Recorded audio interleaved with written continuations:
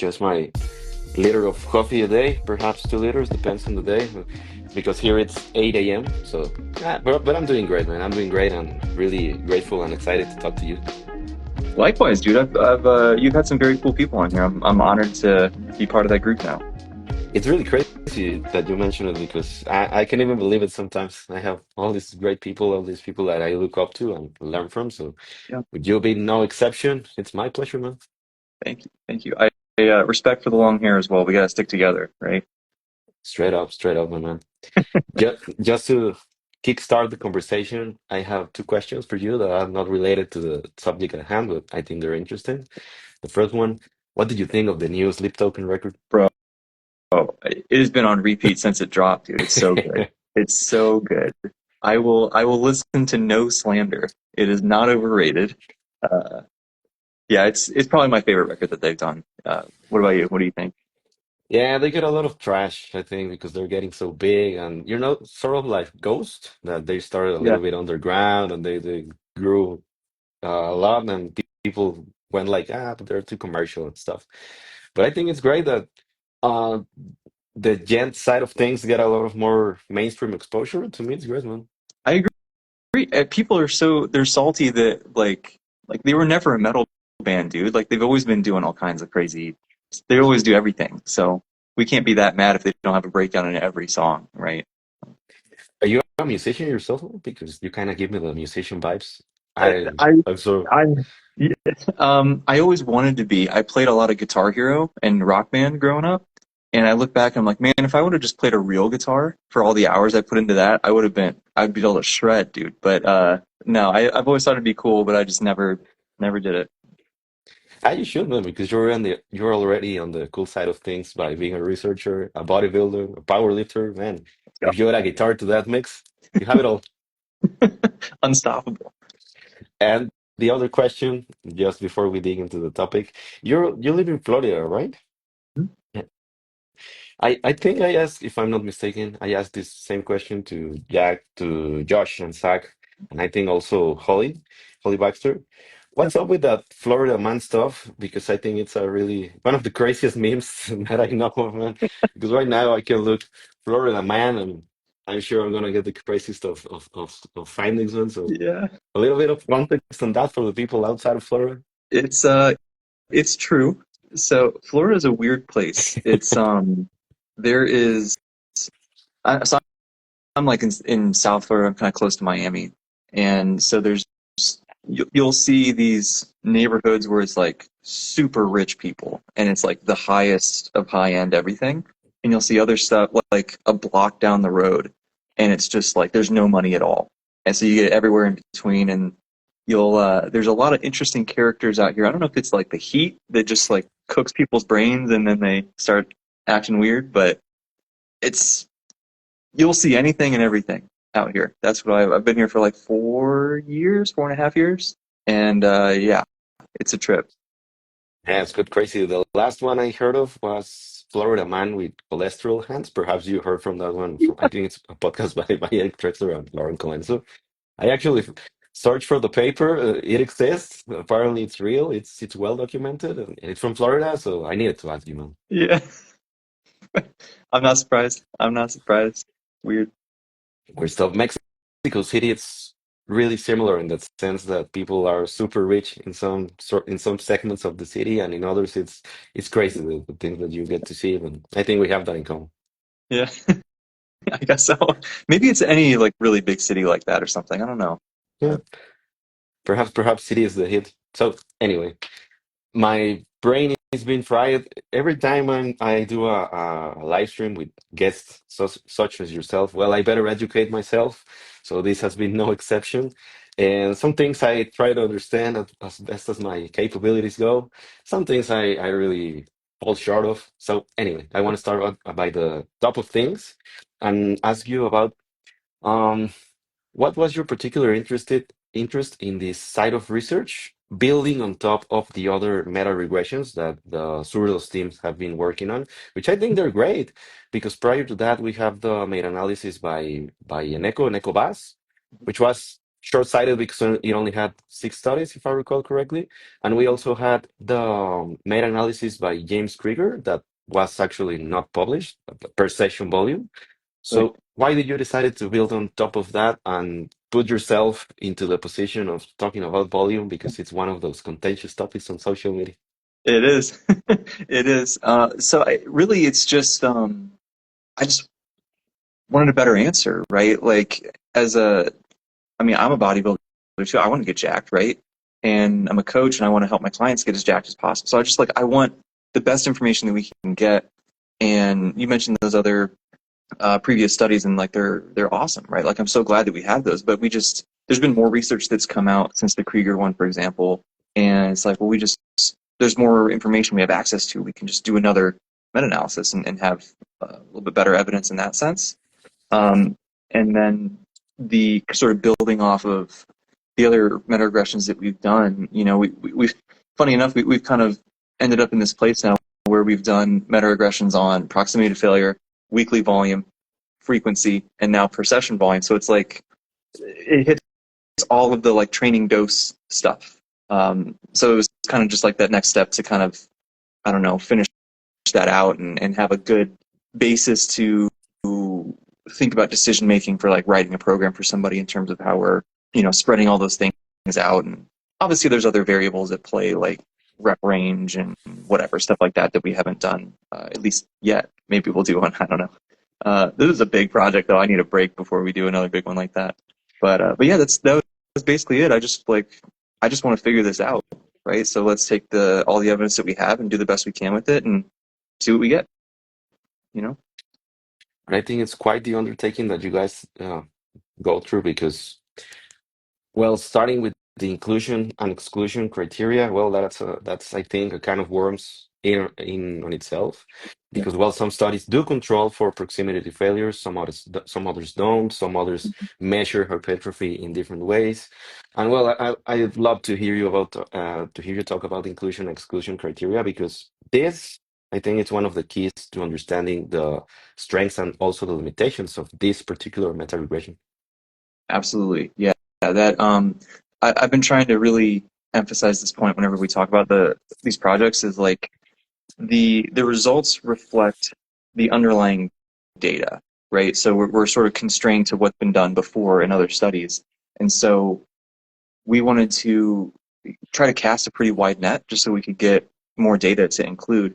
And then we can do some things statistically to help control for some of those things. Like, someone might say, well, how can we compare results in 20 25 year olds to 60 year olds? Like, well, we can use statistics to help do that, right, and account for some of those things. So that's why we tried to keep a wider net that we could look at, so that specifically so we could look at, does this change with age or with x variable? But yeah, so we just kind of looked out for any study that was manipulating either volume or frequency or both, because the interplay of volume and frequency is how we get the per session volume, right?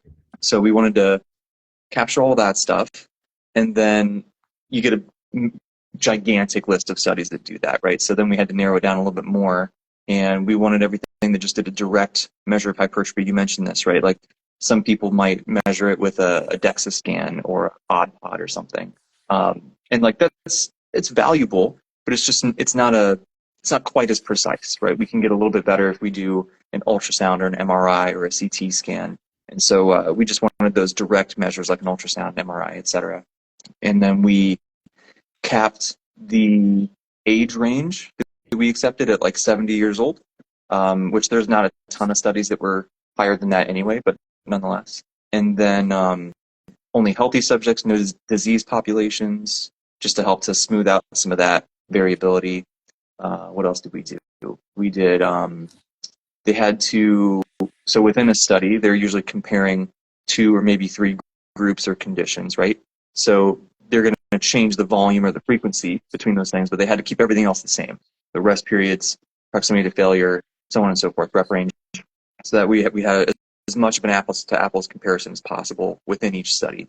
So that was really important. There's another one that is on the tip of my tongue, but it's escaping my brain at the moment. Oh, no like supplement interventions or anything like that, not to throw anything off in that way. So it's pretty wide range, right? There's a lot of studies that can fit within that. I think it was 67 studies were included by the end of it. Um, so that's a lot. You know, you look at other meta-analysis and, you know, like the Schoenfeld 2017 one, for example, so it's a lot less, right? Or the Krieger one, a lot less. And it's not their fault. It's just maybe different inclusion criteria, or it's also been what 7, 8 years since then. So we just have more studies, and so yeah, so that was basically the thought process behind inclusion exclusion, and obviously that's sort of is a limitation also, right? Like you could argue that different inclusion criteria therefore gives us different data that we're meta-analyzing, therefore might change the results ever so slightly. I don't think it's going to change it a ton, but you know, could change it a little bit. So that's always something to keep in mind with any meta-analysis, right? It's limited, like I said, to the studies that are included. Yeah, right. And two things actually come to mind. The first one is, for instance, with ultrasound, Mhm. the muscles typically measured are basically our extremities. Maybe because it's easier, maybe because you have to train people to actually use the probe.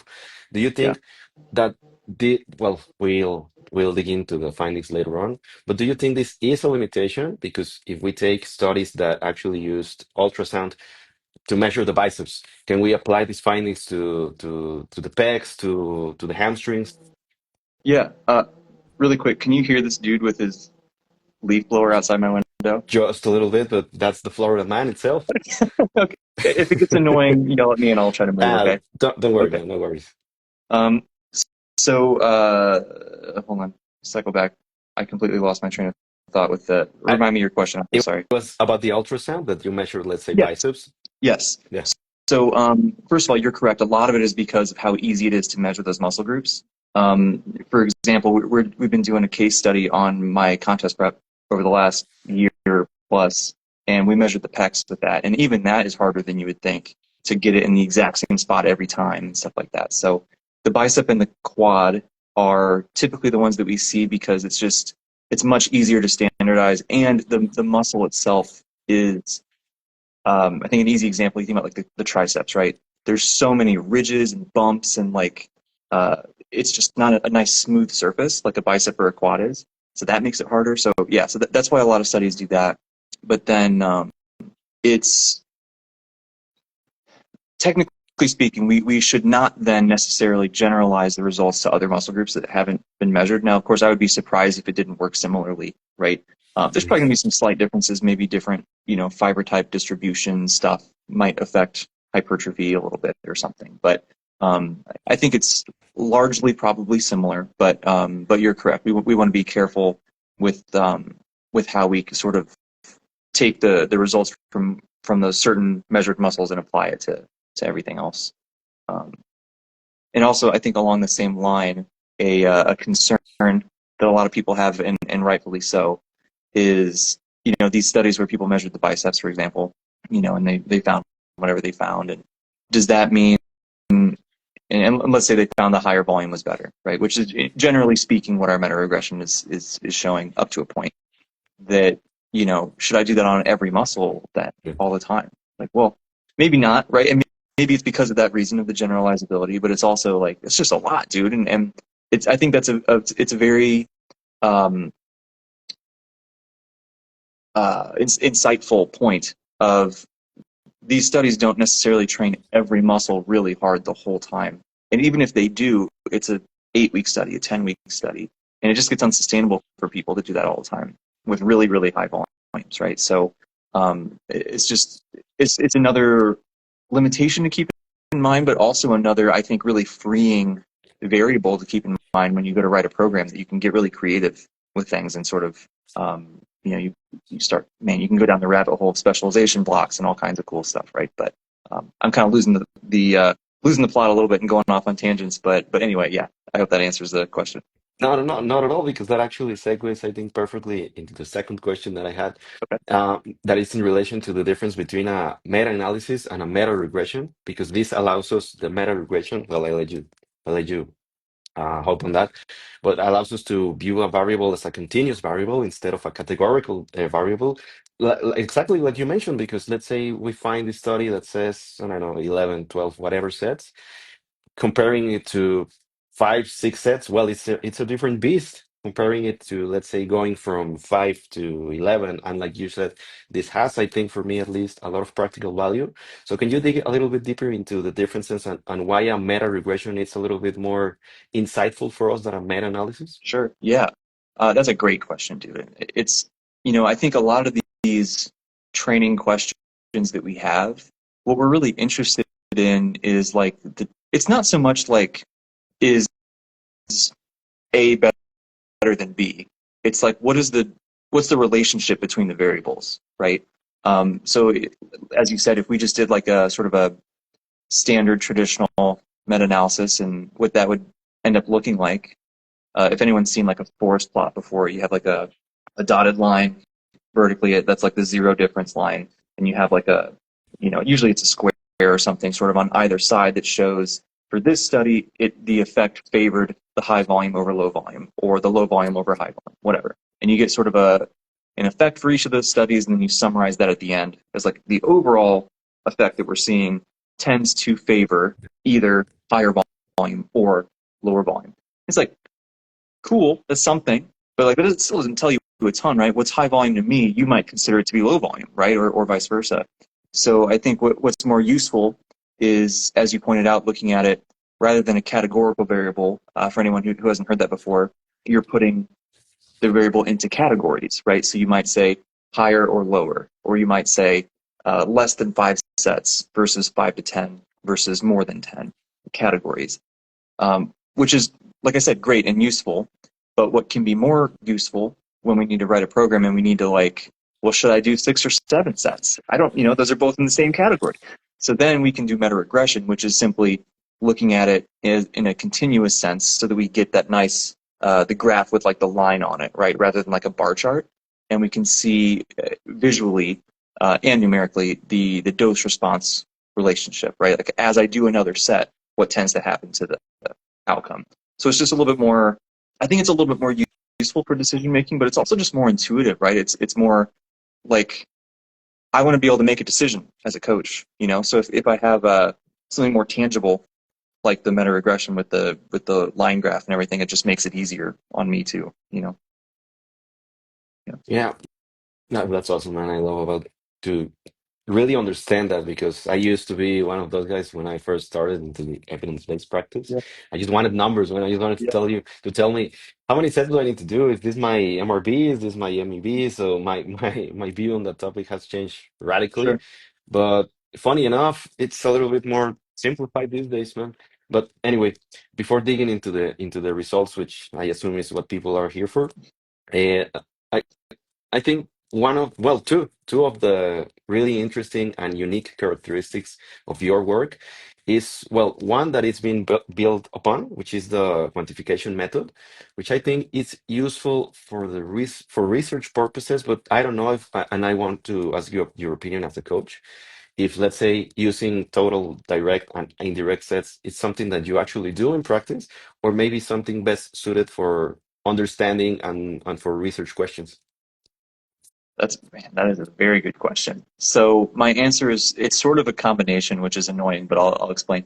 I think for for strength, I do think that it makes particular sense to think about direct and indirect sets separately, because we in our analysis found that the direct set method was sort of the most favored way to do it.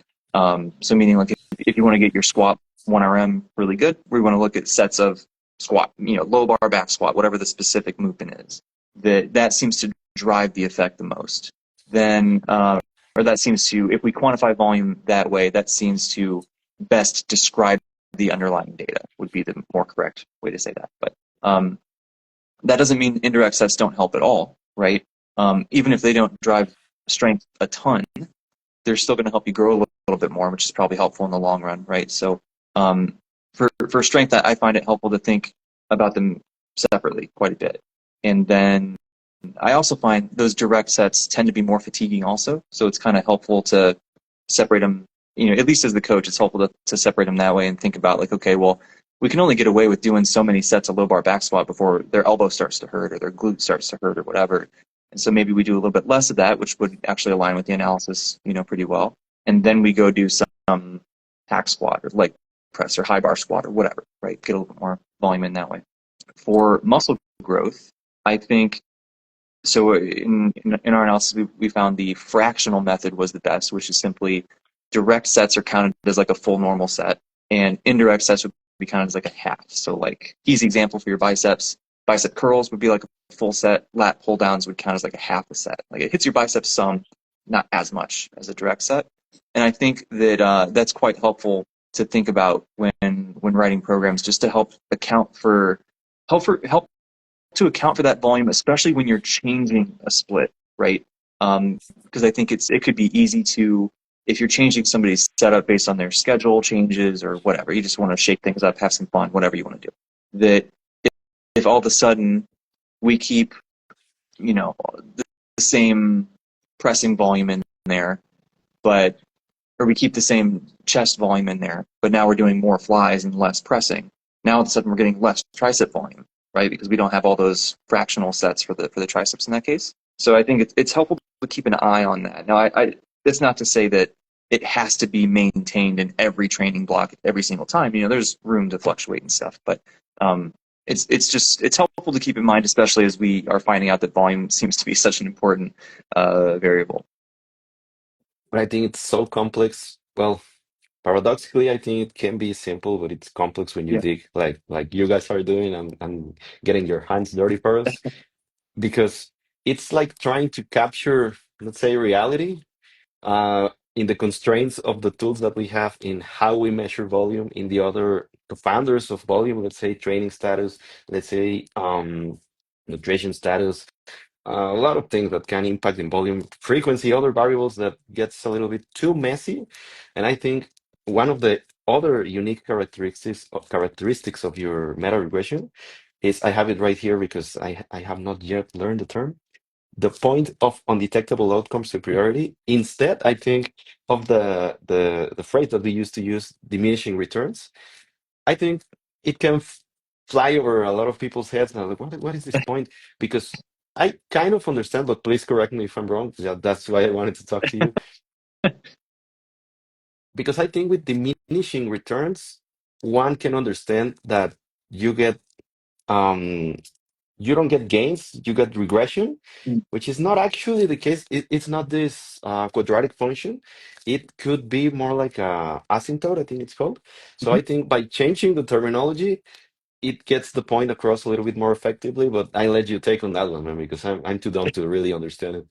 It's a weird, dude. I tried so hard to come up with what to call this thing because I was like, it needs to be correct, but I want it to be as easy to say and intuitive as possible. And this was the best I could come up with, but it's still kind of clunky. But um, originally, I called it the point of diminishing returns, and then we were kind of workshopping the paper a little bit in the lab, and we were like, I can't remember who brought it up, but somebody was like, it's always diminishing, right? The point of diminishing returns is set number two because you're going to get less hypertrophy with set two compared to set one. Yeah. Because like you said, asymptote, it kind of, I don't know if this is going to be backwards on my screen or not, but it kind of does like this kind Yeah. of thing, where it goes up, but then it tapers off, right? And it's with every set that you do, you're getting less. You're still growing, but you're growing a little bit less than the previous set made you grow. And so when at first I was like, this is just pedantic and annoying that I can't call it point of diminishing returns, but they're correct. So we called it this because the interesting question, I think, is clearly we get, as we do more sets, we get more muscle growth. But then there's this point, it's tapering off pretty hard, right? And we're like, well, at what point are we not really getting more muscle growth? It's just more volume for no reason. Because when you look at the graph, it's levels out pretty hard. And we're like, what is that point? What would we call that? So we had to quantify that somehow. And what we did is we had actually a previous meta-analysis from James Steele where he was able to quantify like just the normal variation. Is this loud? I'm sorry, I feel so bad. Don't worry, man. It's out of our control. Don't sweat it. Okay. I'll talk loud right in the camera. Don't No, worry, man. Don't worry. so we had this this meta-analysis where he quantified the variation in resistance training studies, just point blank. And so we I feel like I can move away from the window. I feel so bad. I'm sorry. We use that to then be able to have like the smallest detectable effect size, which is just simply like accounting for measurement error. How much does somebody need to grow for us to actually be confident it's a true difference in muscle size or in strength, and not just attributable to measurement error? And so that's what we use when we would say, like, okay, when they do set number 8, are we getting a true difference in muscle size compared to stopping at set number 7? In the case of our analysis, yes. What about set number 9? Yes. Set number 10? Yes. 11? Yes. 12? No. Right? So once we get to like 11 fractional sets in a session, it was showing there is less than a 50% chance that the additional growth is going to exceed that smallest detectable effect size. So what I think is the easiest way to think about that is like there's a very small chance you may still grow a little bit, but there's a very small chance that it's going to be enough growth that we could actually measure it, right? Like it's incredibly small. So some people might feel that that's worth it, right? If they want to max out their growth no matter what, they might feel that's worth it. Other people might say that's a lot of fatigue for like maybe not even more growth. Why would I do that? Why don't I just stop a little bit earlier? So yeah, anyway, again, I always go off on tangents, so I apologize. But yes, that's what that PUOS means. It's just trying to quantify the point above which we have very little confidence that the change is actually like a true measurable change. And I love it, man. And again, don't sweat it about the noise from the Florida man. It's Okay. no Florida problem man at all, man. he's out Does here. it again. He's back at it though, no? We gotta watch out for the cholesterol hands. Yeah. I, I actually think volume research lends itself to and you actually mentioned James Steele, to a little mention of philosophy of science, because funny enough, everybody can take these results and interpret these very same results in really different ways. For instance, for some people that it's actually worth it to go beyond 11 fractional sets, you can make a case with this paper that, okay, there's a 50% chance, there's a chance, I'll take it. Sure. But for some people that may want to focus on, let's say, one muscle group or just training, it's not their life priority, they can also take this very same research and say, I don't need to do any more of that of this, you know? Yeah. So for you as a researcher and lead out of this one, what are the challenges that you face, let's say on social media with your colleagues, with your clients to bring this research from the ivory tower into the gym and into practical applications? Yeah. So I think the biggest challenge has just been um, I understand why this is, but social media is it's all based on clicks and attention, right? I don't mean that in a bad way. That's just what it is. And so people want to look at the graph and they want the number, right? What's the optimal sets per session?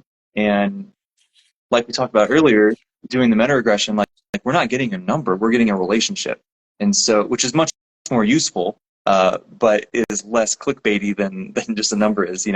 So that's kind of a weird. You said paradox earlier. That's another one, I guess.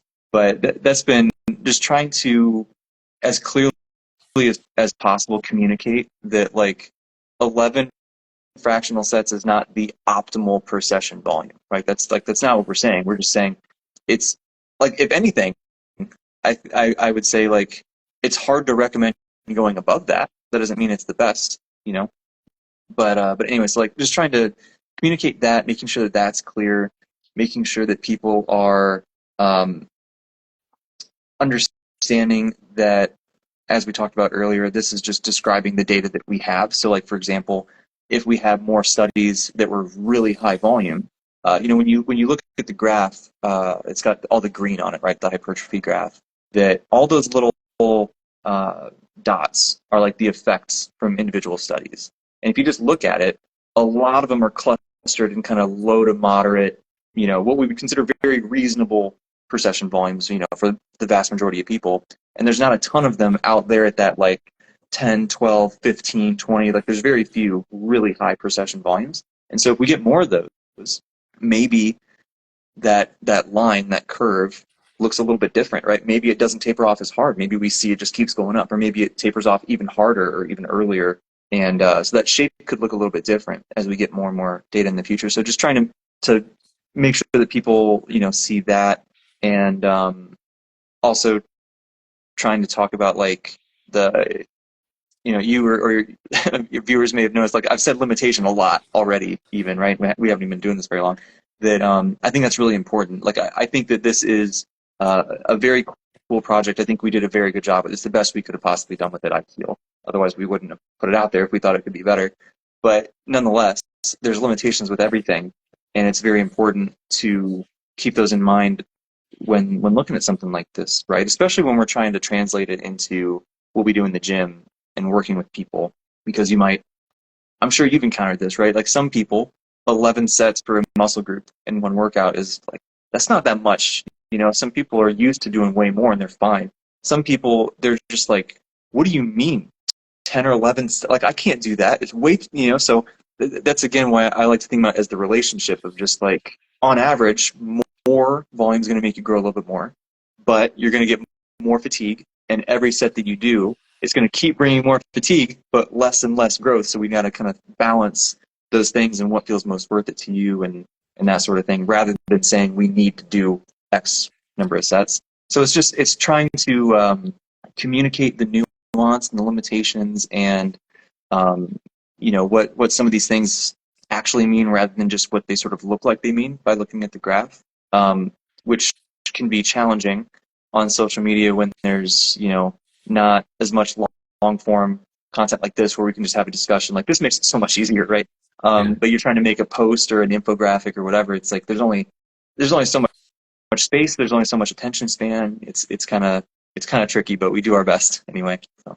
Oh man, I'm glad you mentioned that because it's really a challenge. For instance, this sort of long format content, it gets buried deep in the algorithm. Yeah. Nobody sees it, and it's the most valuable form of content for this type of complex discussions.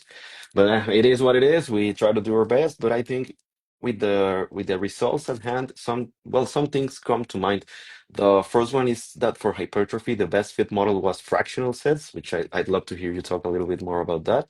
And that for strength, I think that's self-explanatory on itself, but it was direct sets. But what jumps from these results is that for strength, building upon prior research by Dr. Pak, it's really low. When it's like two direct sets, it's like, okay, two sets of deadlifts and that's it. It's kind of low. And also the slope in the results shows that in a graphical manner.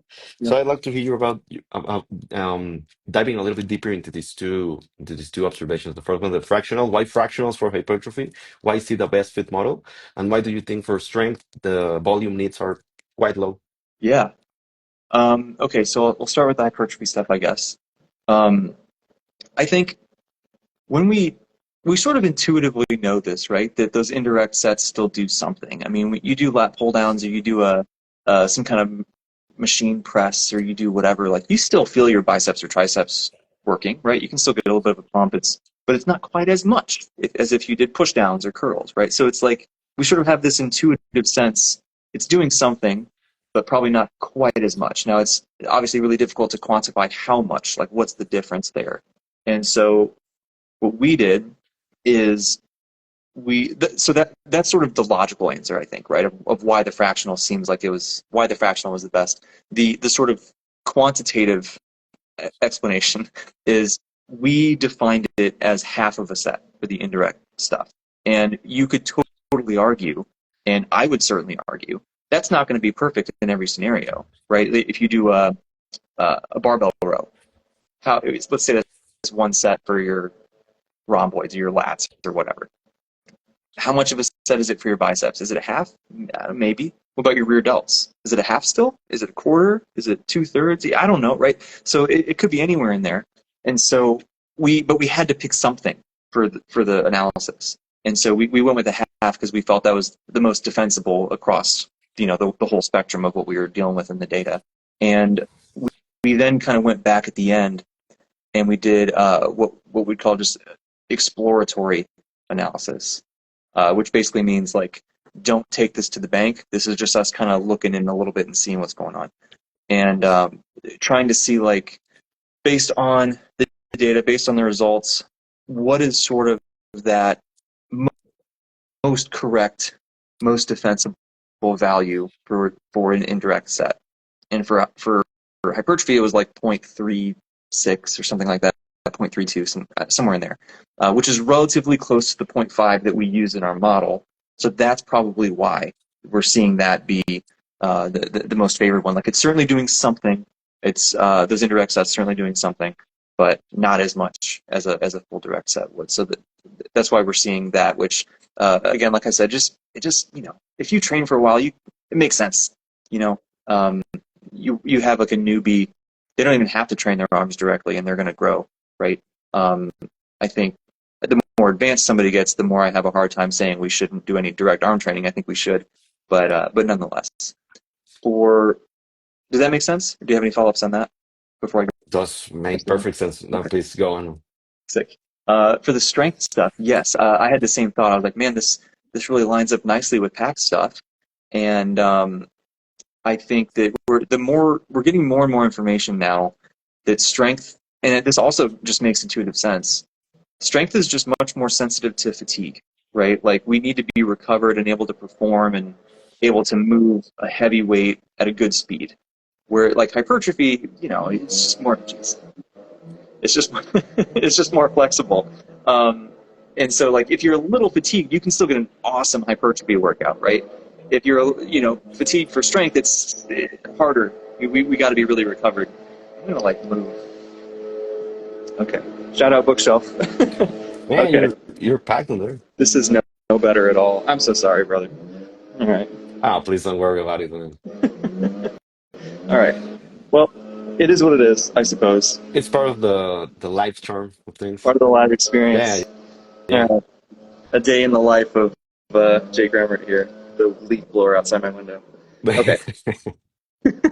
Okay. So, yeah, like the fatigue is sensitive. We've seen this with the proximity to failure stuff too. Like, if you're just hitting everything to failure all the time, it doesn't seem to be as good for strength. So, just getting at that same idea of fatigue matters a lot. And so it makes sense then that lower volumes is probably a little bit better.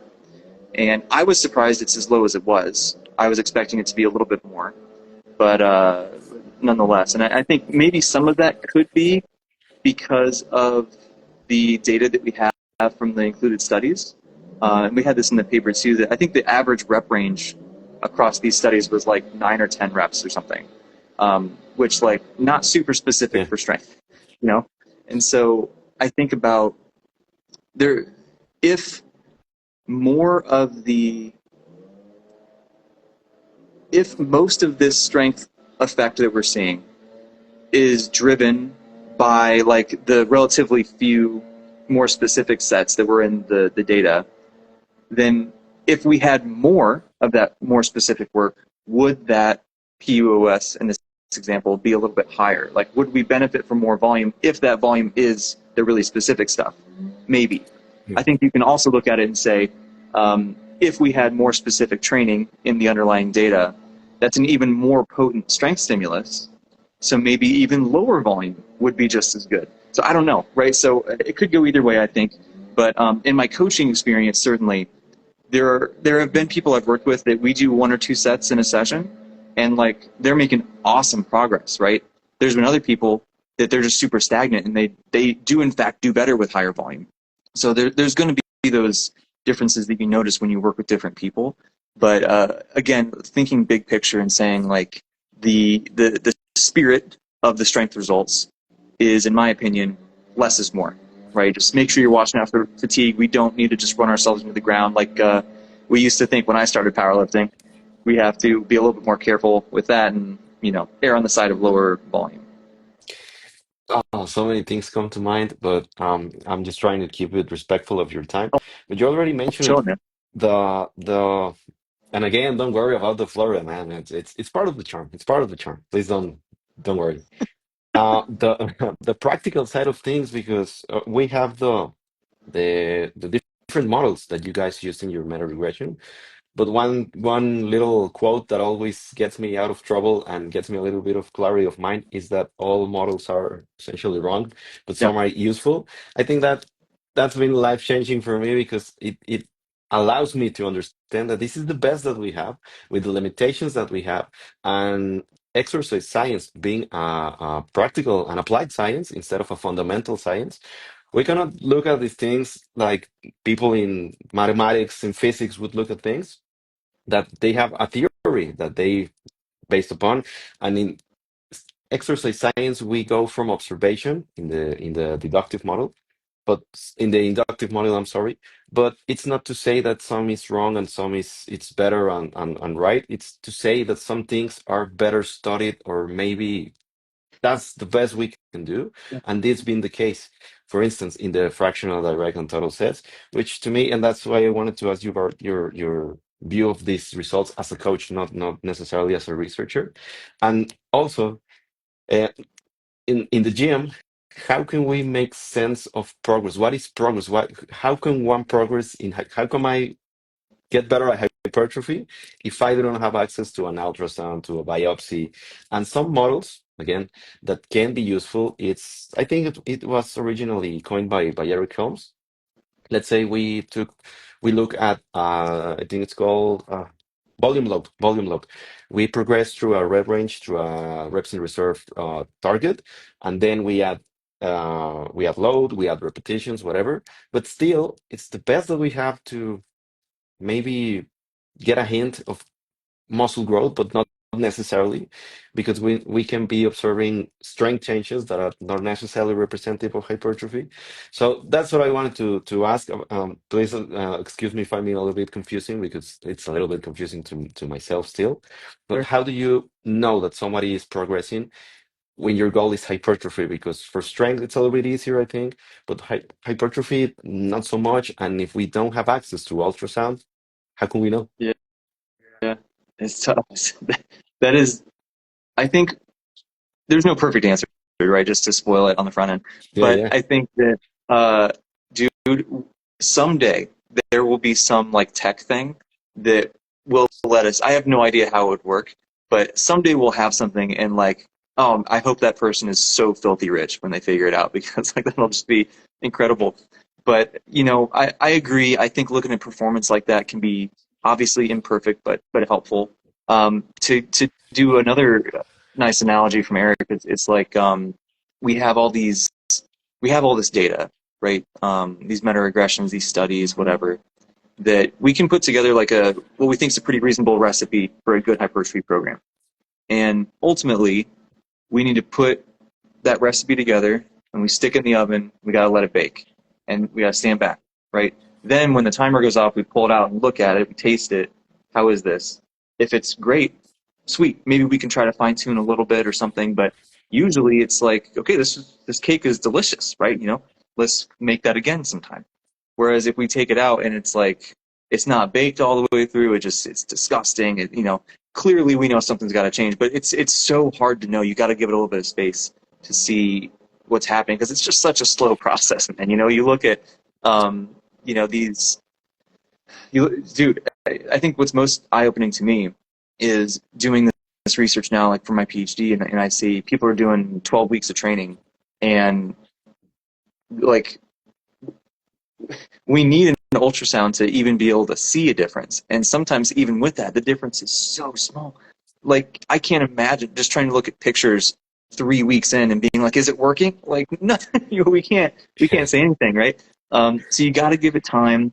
And I think ultimately the the research, part of how the research really shines is it gives us some form of confidence in the decisions that we made when writing the program. And then we write this program based on what we know from the research, or maybe the client has some prior training logs or something, right? But we write this program, we run it for a little bit, we see what are the results after, X number. I'm not saying you have to wait 12 weeks, but like you got to give it some solid time.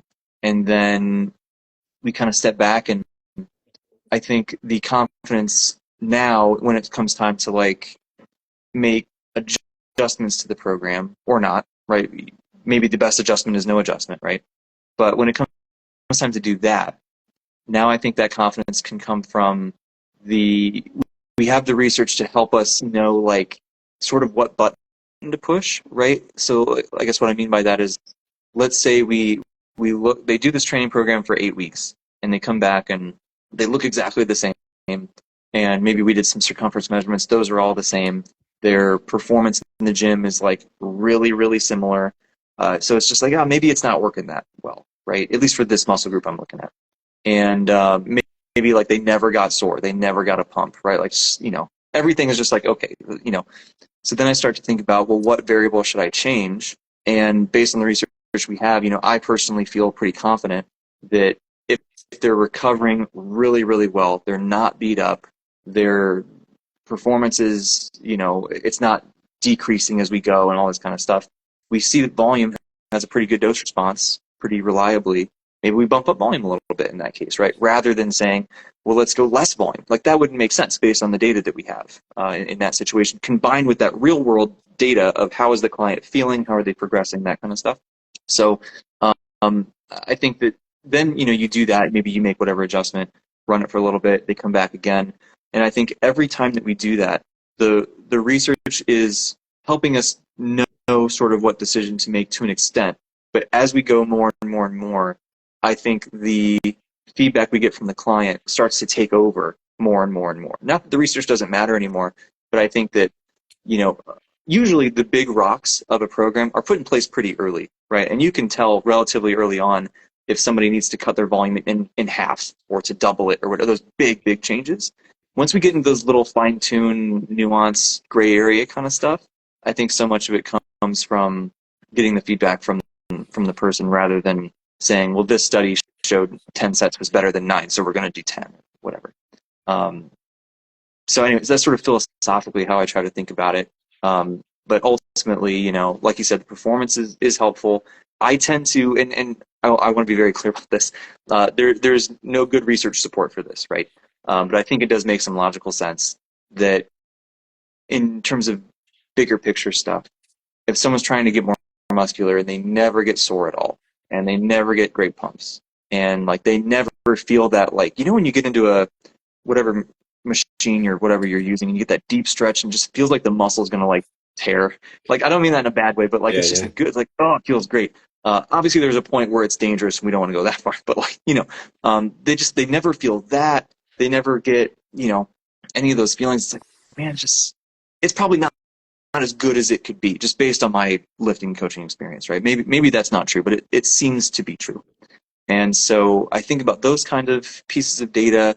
I think about, is the client saying that they're excited to go to the gym, or are they just dreading it because it's like, maybe it's a really high volume leg day that's close to failure because that's based on science, but they just hate it, right? They dread it. They go half the time, they only get through half of it. Sometimes they're just going through the motions. Like, well, that's not great either, right? So we got to look at those motivational things, psychological variables, maybe even like, gym related anxiety for some people. And, so it's this whole weird amalgamation of like a bunch of different things that I think can kind of help to tell the story. And then the tricky part is to not get too bogged down and having too much data that makes it too confusing, right? So it's there's a sweet spot there, I think, where you're getting the performance stuff, some of that subjective feedback stuff, some of the psychological stuff, but we're not, how do I say this in a way that doesn't sound like I'm contradicting myself? I think getting that information is important.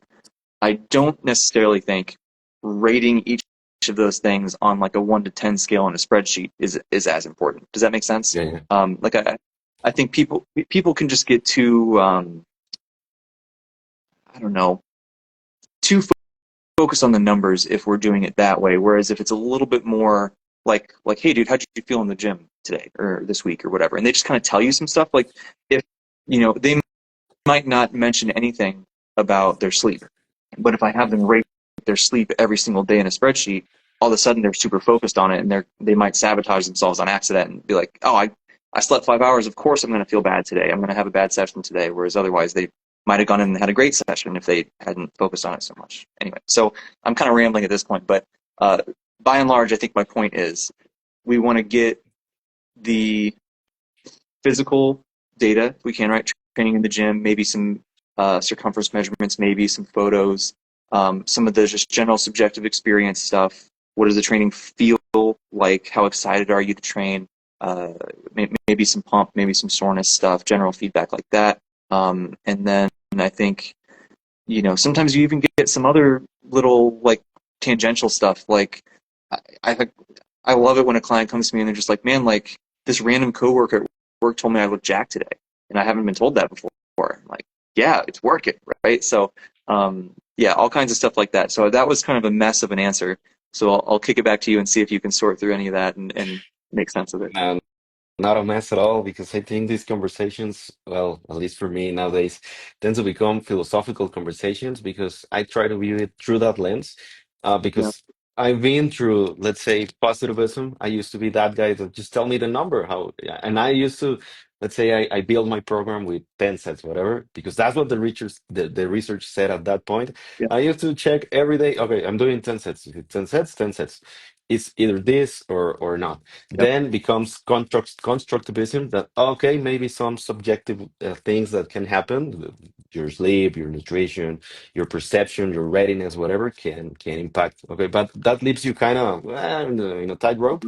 And then something that I found you guys have in common in the way you communicate your research, it's a critical realism approach. That it may be the case that we can access the truth, let's say that we need a set number of sets.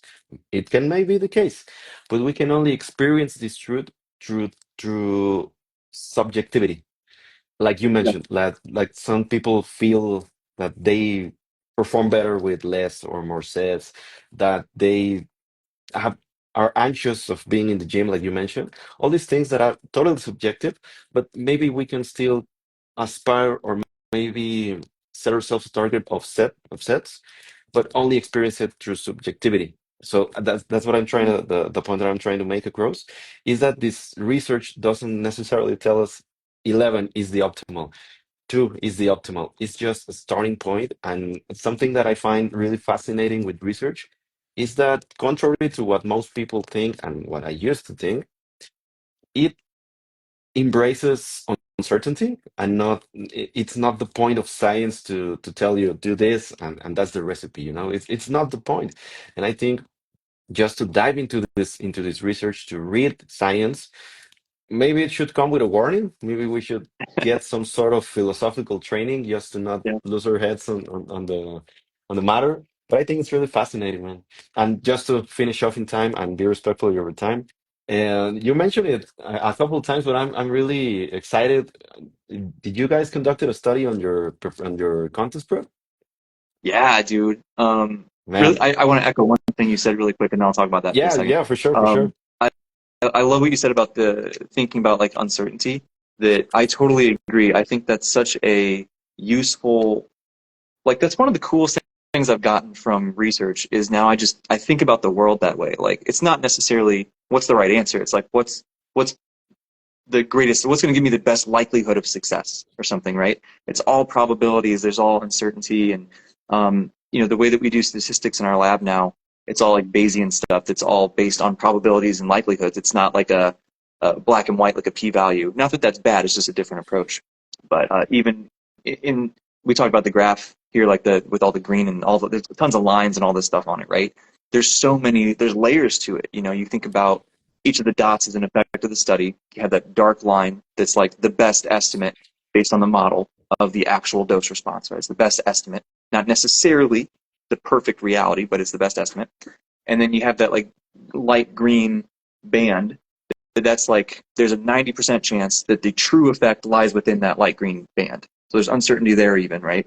And then those dotted lines are like there's a 90% chance that if we did another study, the effect would land within those big dotted lines. So there's just layers of, so you're so right. It's never going to give us the perfect right answer. It's just all nudging us in the direction. So I love that. The case study is thank God it's done. We actually yesterday was the last testing session. I'm so happy. It was 57 weeks long, Jesus and Christ, man. dude, uh, but I can truly and honestly say this is the coolest and most comprehensive bodybuilding case study that has ever been done, and I'm so excited about it. We had And we actually, it's crazy, dude. So like you look, you tell me to shut up if I'm going too long too. But Ah, like no. the you look at some of the other case studies that have been done, and usually what they do is they'll like they'll report the data. Awesome, right? That's what we want from the case study. But what hasn't been done, that like now the field just has evolved and we know more about statistics and stuff, is that like what we did some pretty extensive baseline testing before any of the dieting started. So now we can, similarly to what we did in this meta regression, where we found the smallest detectable effect size, so we can say, is this change a real change or is it maybe measurement error? We did that with the case study too, right? So I'm so excited to see how that plays out with everything. But just so let me see if I can remember this. Every day I have macros, calories, of course, step count, pretty detailed sleep data, so like just total sleep, but also like REM sleep, deep sleep, whatever. Asterisk with those because it's not, none of these Fitbits and stuff are super accurate with those, but nonetheless. So I have those for every day, all my training data, um, all of that. Well, like literally every set that I've done this entire time, it's the exercise for every set, it's the load, the reps, the RIR, and what my pump felt like every set for 57 weeks. Um, so that's all the daily stuff. Every week, I did psychological questionnaires on motivation to train, perceived recovery, body image, eating behaviors. Every 4 weeks, I also did stress and sleep quality, like perceived sleep quality. So I have all those questionnaires. Every 2 weeks, we came in and did a blood draw for hormones, resting metabolic rate, standardized photos, body fat percentage on an in-body scale, uh, skin fold measurements at 8 sites, then went to the ultrasound and did fat thickness on the ultrasound at the same 8 sites, which I think is going to be a lot better than the skin folds. Skin folds are just really, if anyone's never tried to do skin folds, it's hard, dude. It takes a lot of practice. So I'm excited to see the ultrasounds. So we have ultrasound fat thickness, ultrasound muscle thickness at 3 sites, performance across 3 sets to failure on 3 different exercises, and then calories burned on like a set treadmill protocol. And then every 4 to 8 weeks, we did like a qualitative interview where it's just trying to catch all the other stuff that is not contained in all those other testing. And so it's a lot. It's a lot. So I could not tell you how excited I am to see all the results and be able to talk about it. And I'm so glad it's done. So glad it's done. Taking into account that an average nowadays contest prep it's about 20 something weeks. Just thinking about 52 weeks, man, that's quite crazy.